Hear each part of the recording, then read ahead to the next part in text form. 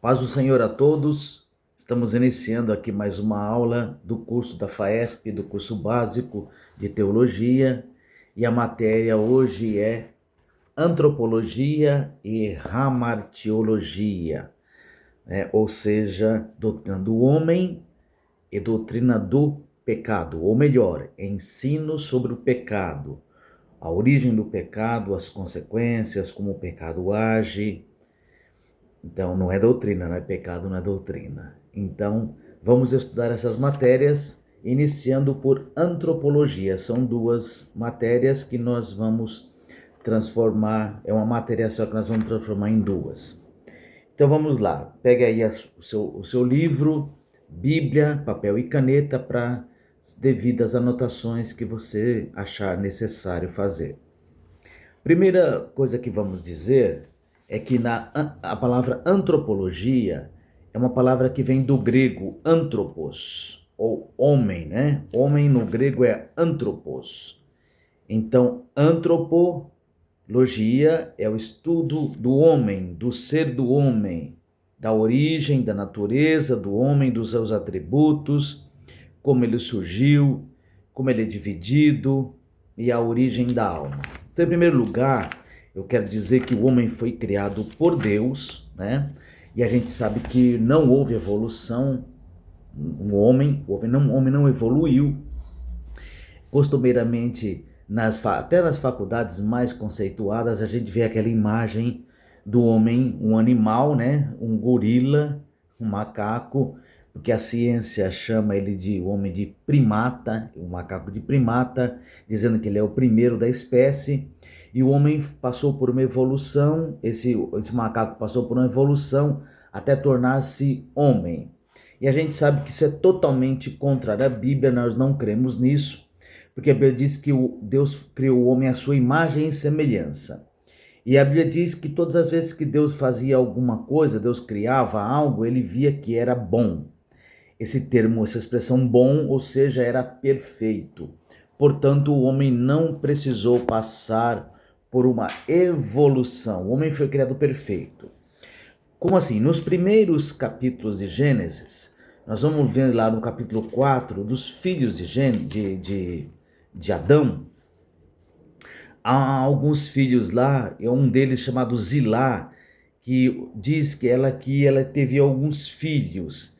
Um deles era Tubal, ele era mestre na arte de artefatos de metal e cobre. Então a gente sabe que os primeiros filhos de Adão então já detinham a técnica, e Tubal-Caim foi mestre, inventor dos instrumentos musicais. Então você sabe que se esses filhos de Adão, eles eram mestres na obra de ferro, de bronze, de metal. Você sabe que para metal não dá em árvore, né? Foice, enxado, martelo, tudo que é de metal não dá em árvores. Então, como é que ele é criado? Ele é feito por um processo da siderurgia, né, da metalúrgica, que extrai o minério do ferro. Esse minério é levado a um forno em altíssimas temperaturas, o ferro é derretido, ele sai lá derretido, então aí você vai moldar ele enquanto ele estiver quente, para quando estiver frio, ele esteja no formato que você quiser. Então o homem, os primeiros homens, os filhos de Adão, eles já detinham a técnica da metalurgia, e você extraía um minério e transformava em ferro.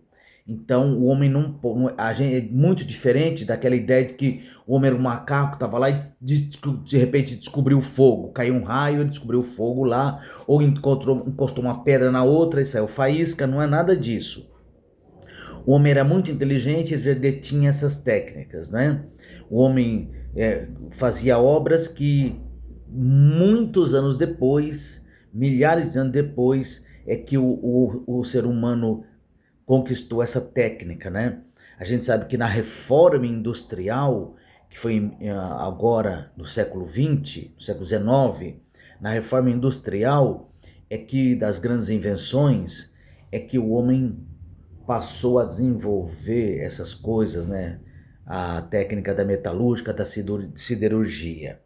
Então, o homem foi criado perfeito. Essa é a origem do homem. Deus criou o homem do pó da terra, não foi do barro, né? Deus não fez um boneco de barro, fez do pó da terra, porque o pó, muitas vezes o pessoal fala do boneco de barro, né? Não, não era um boneco de barro. Esse pó da terra é esse pó que você passa a mão assim e ele vem na sua mão, esse pozinho fino, porque nesse pó estão contidas as substâncias químicas que compõem o corpo do homem. Quando você vai no médico, você faz exames lá para ver como está o seu percentual de potássio, de ferro, né, de zinco, de cálcio. Então são elementos químicos, e esses elementos químicos que fazem parte da terra, que compõem a terra, eles são esses que formam o homem. Então Deus pegou do pó da terra, por quê? Porque o homem foi feito do que é humano. Então Deus pegou do pó da terra e fez o homem, e soprou nas suas narinas o fôlego de vida, o espírito do homem, que Deus originou através de um sopro.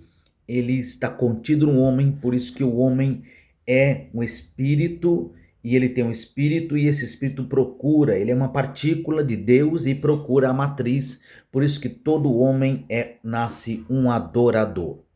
Então, essa é a origem do homem. O homem foi feito do pó da terra. Então, feito do pó da terra, a imagem e semelhança de Deus. Imagem e semelhança, vamos falar um pouquinho sobre isso? Muita gente diz assim, imagem e semelhança é que Deus é parecido comigo. Deus deve ser loiro, ter os olhos verdes como eu, né? Não é nada disso. Imagem e semelhança, o versículo lá em Gênesis 1:26 explica. Aliás, muitas das dúvidas que a gente tem, a gente podia tirar lendo simplesmente o texto com atenção. A gente vai ver que em Gênesis 1:26, o texto diz assim: façamos o homem à nossa imagem, conforme a nossa semelhança. Imagem e semelhança é um hebraísmo, elas têm o mesmo significado, é a mesma coisa, são duas ideias para formar uma mesma coisa, né? Duas palavras para dar a mesma ideia. Imagem e semelhança é o que? A capacidade de pensar que o homem tem e de agir conforme Deus tem também. Então, a imagem e semelhança é autoconsciência, eu sei quem eu sou, diferente dos animais que não sabem quem eles são. Você pode ver que um cavalo não sabe que ele é cavalo, você pode perguntar para ele, ele não sabe, ele nunca vai responder. Se o elefante soubesse a força que ele tem, ele não deixaria ninguém dominar ele. Se um leão soubesse o poder, a força que ele tem, não deixaria o domador treinar ele. Né? A orca, aquela baleia gigantesca também, não, de vez em quando elas comem um treinador aí, mas ela pula lá para receber um peixinho, né? Faz as graças lá para receber um peixinho, um alimento, porque ela foi treinada. Então, Gênesis 1:26 assim: façamos o homem a nossa imagem conforme a nossa semelhança e domine sobre os peixes, sobre os répteis, sobre as aves do céu, sobre tudo que se move. Ou seja, essa capacidade que o homem tem de dominar as coisas, ele herdou de Deus. Isso é imagem e semelhança. Não é que Deus tem, porque Deus não tem braço, não tem perna, não tem cabeça, não tem olhos. Isso é uma linguagem antropológica, não é? Para dar uma ideia de quem Deus é. Deus é espírito, então ele não tem forma humana. Então não vamos esperar que Deus seja alto, forte, moreno, loiro, amarelo, preto. Não, Deus não tem cor, ele é espírito. E, portanto, ele formou o homem conforme a sua imagem e semelhança. Essa capacidade que o homem tem de pensar, de agir, a autoconsciência. Eu sei quem eu sou. E a autodeterminação, eu sei o que eu posso fazer, é isso que define imagem e semelhança de Deus no homem. Assim Deus foi criado, o homem foi criado à sua imagem e semelhança, Deus o criou assim e lhe deu inteligência.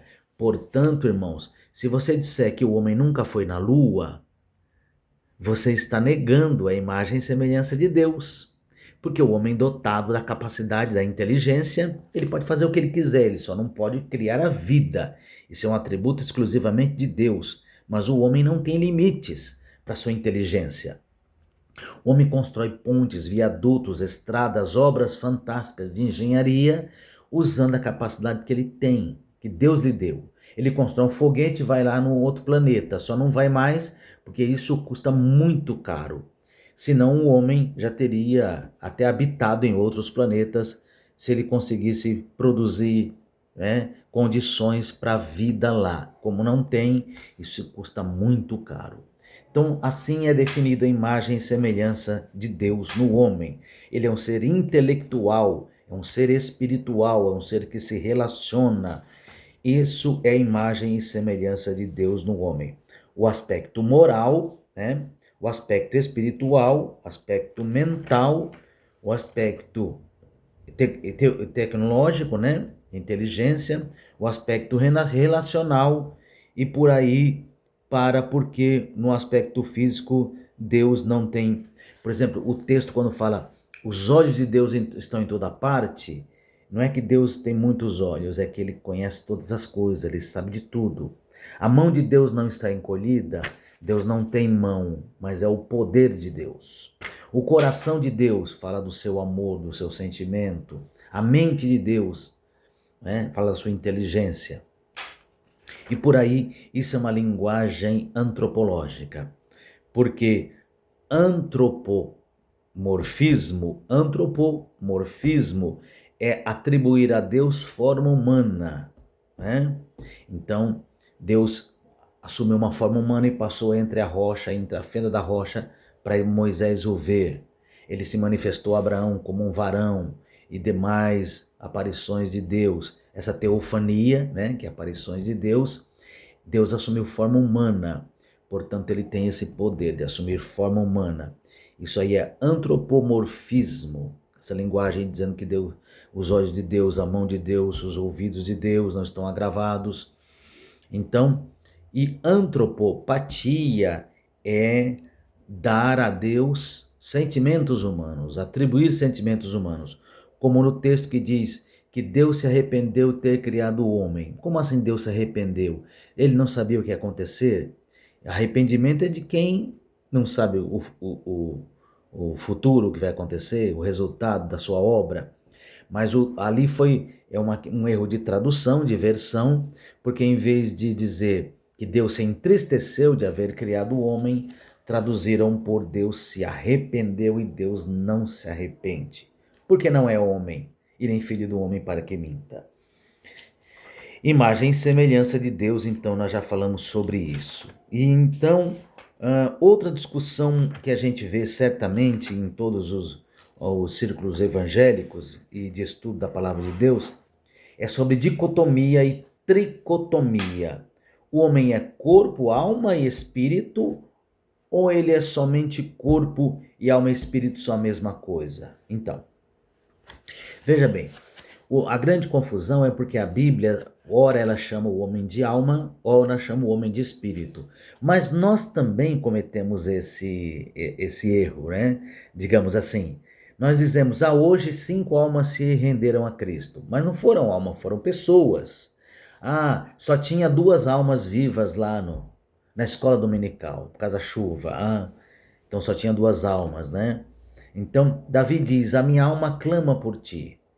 Então é uma forma de dizer, de se expressar, e muitas vezes isso causa uma certa confusão. Mas a grande verdade é que o homem, ele possui corpo, que nós conhecemos aqui, a parte física, alma. O que é alma? São os sentimentos, as emoções, o raciocínio, a memória.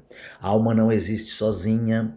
E espírito é esta parte que nós temos que nos liga a Deus. O elo de ligação entre o homem e Deus é o espírito, porque Deus colocou nele o seu espírito, uma parte do seu espírito. Não o Espírito Santo, o espírito humano, né? Então essa partícula de Deus no homem é o espírito, é com esse espírito que ele se relaciona com Deus. O homem, quando não conhece a Deus, o seu espírito está morto. Diz isso no Novo Testamento, o apóstolo Paulo diz assim que ele nos vivificou, estando mortos em nossos delitos. Então, quem está morto não vê nada, não entende nada, não ouve nada. Porque quando nós não conhecemos a Deus, não nos relacionávamos com Deus, nosso espírito estava morto. Romanos capítulo 8, verso 16, o texto diz assim, e o próprio Espírito, ou o Espírito Santo, né, testifica com o nosso espírito que somos filhos de Deus. Então, quando nós encontramos Jesus e cremos nele e temos um encontro com Jesus, que ele nos dá o seu Espírito Santo, Deus nos dá o seu Espírito Santo, o Espírito Santo entra em nós e ele acorda, ele ressuscita, ele vivifica o nosso espírito. E aí o nosso espírito quer dominar a alma, mas depende de nós permitirmos ou não, né? É uma vida controlada pelo Espírito. Muito bem, então, é basicamente assim: enquanto o homem está vivo, ele é composto de corpo, alma e espírito. Corpo, a parte física, alma, os sentimentos, emoções, a razão, a memória, o raciocínio, e espírito é a parte que nos liga a Deus. O homem é composto de corpo, alma e espírito. Quando ele morre, não é mais assim. É uma tricotomia enquanto ele está vivo e uma dicotomia quando ele morre. Porque quando ele morre, o corpo vai para a sepultura e a alma e o espírito seguem juntos, inseparáveis para Deus. Para onde Deus determinar, é claro, né?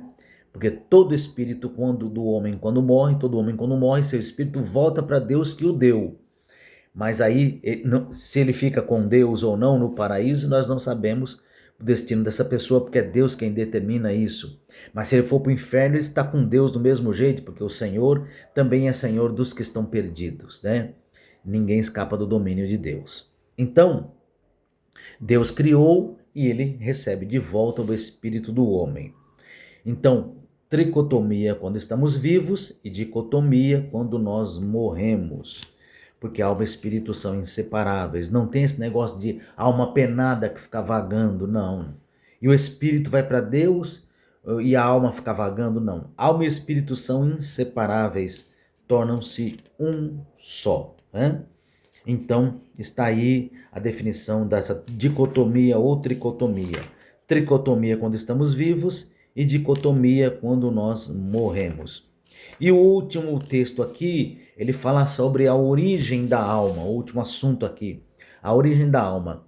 Durante muito tempo, acreditava-se que quando a mulher ela é engravida e ocorre a fecundação da vida em seu ventre, a partir daquele momento que é criada a vida, Deus cria um novo espírito para aquele homem, ou aquela mulher, aquele ser vivo. Então, criamos no criacionismo, né? Deus criava a vida. Mas com o desenvolvimento da teologia, chegou-se à conclusão, principalmente que se é Deus quem cria uma nova vida, quando ocorre a fecundação, quando o óvulo fecunda o ovário, o espermatozoide fecunda o ovário, desculpa.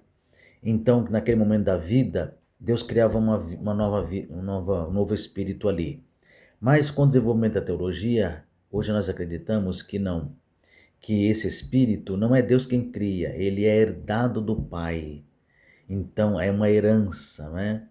A partir do momento em que a vida passa a existir, aquela vida vai receber o DNA do Pai e vai transmitir a ele a natureza pecaminosa. Então, nesse momento é criado o espírito, surge um novo espírito ali, que é a transmissão da vida, e a vida através da fecundação, da reprodução humana.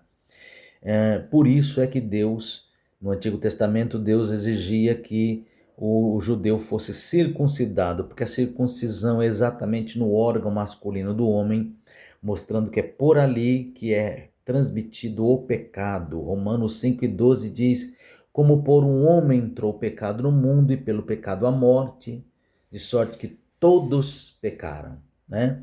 Então, até Adão não havia natureza pecaminosa, não havia transmissão de pecado, mas com a queda de Adão, ele passou a transmitir a seus filhos, a raça humana, o pecado.